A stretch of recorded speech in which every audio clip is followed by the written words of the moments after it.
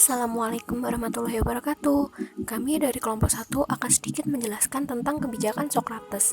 Anggota kelompok kami, Eli Astuti, Miftahul Jannah, Oktavia Putri Maharani, Safira Safa Salsabila, Nurmatul Hasanah, dan Mita Afitarania.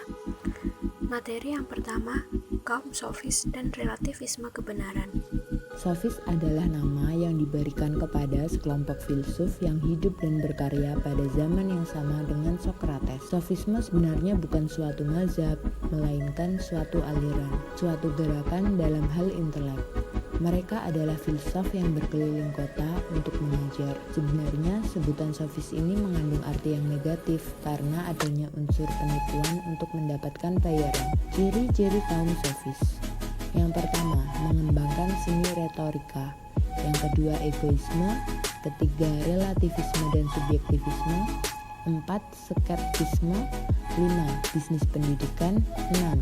Sekular, skeptis, ateis, dan sinis. Relativisme dipelopori oleh Protagoras. Kebenaran menurut kaum sofis berasal dari persepsi manusia itu sendiri. Maksudnya adalah segala sesuatu benar ataupun salah, baik dan buruk itu tergantung pada perspektif manusia.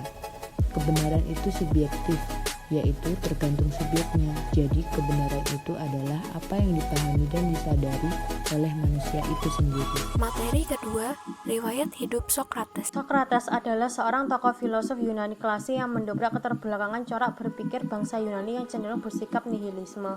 Kira-kira selama 2000 tahun, para filosof membangun fondasi falsafah yang mengguncang filsafat barat. Para filosof klasik muncul untuk membangkitkan kembali kepercayaan masyarakat terhadap ilmu pengetahuan. Socrates hadir dengan memberikan semangat baru dalam pemikiran ilmu pengetahuan Yunani. Kehadirannya dan semangat barunya itulah menjadi motivasi kehadiran filosof seperti Plato dan Aristoteles. Sehingga bangsa Yunani memasuki fase baru dalam filsafat, yaitu kemunculan filsafat klasik.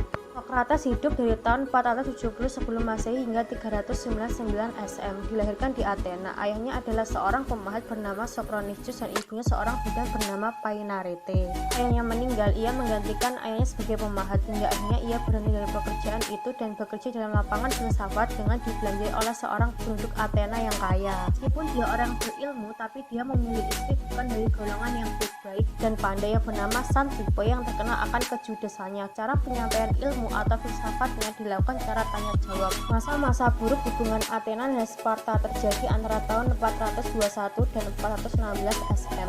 Salah seorang murid Socrates menyebabkan Athena kalah, hingga kubu Socrates semakin kuat. Pada saat di penjara, ia meminum racun sehingga ia langsung mati.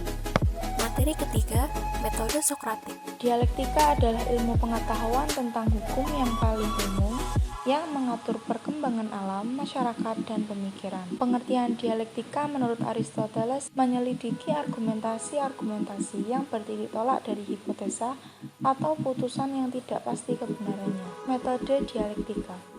Dialog dari Socrates merupakan metode atau cara memahami sesuatu dengan melakukan dialog. Dialog berarti berkomunikasi antara dua arah.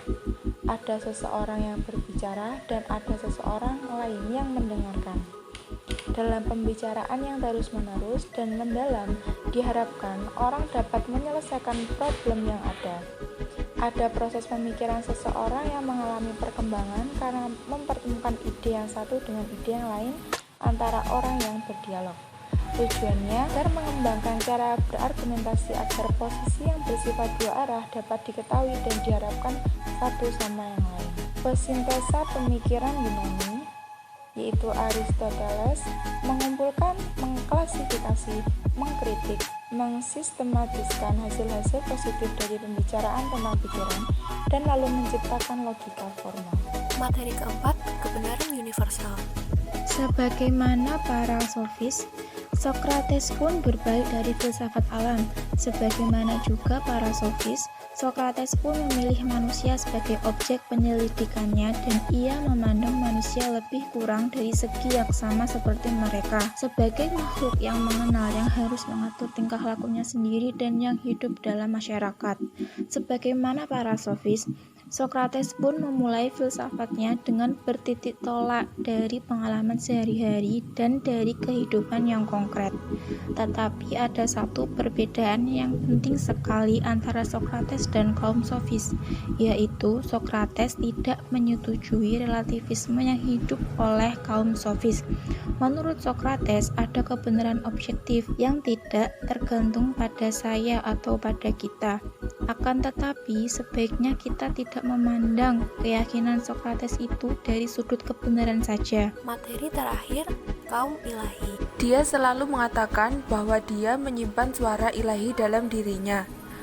Sokrates memprotes terhadap tindakan hukum mati seseorang. Dia juga menolak memberikan informasi kepada musuh-musuh politiknya. Kaum sofis mengobrolkan ilmu di tengah-tengah pasar, ditantangnya dengan cara berguru. Setiap jawaban atas pertanyaan disusul dengan pertanyaan baru. Pertanyaan itu semakin berlanjut hingga semakin mendesak mereka.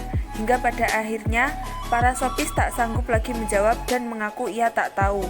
Lalu Sokrates mengunci tanya jawab tadi dengan berkata, "Demikianlah adanya, kita kedua-duanya sama-sama tak tahu." Sekian sedikit video penjelasan tentang kebijakan Sokrates dari kelompok kami.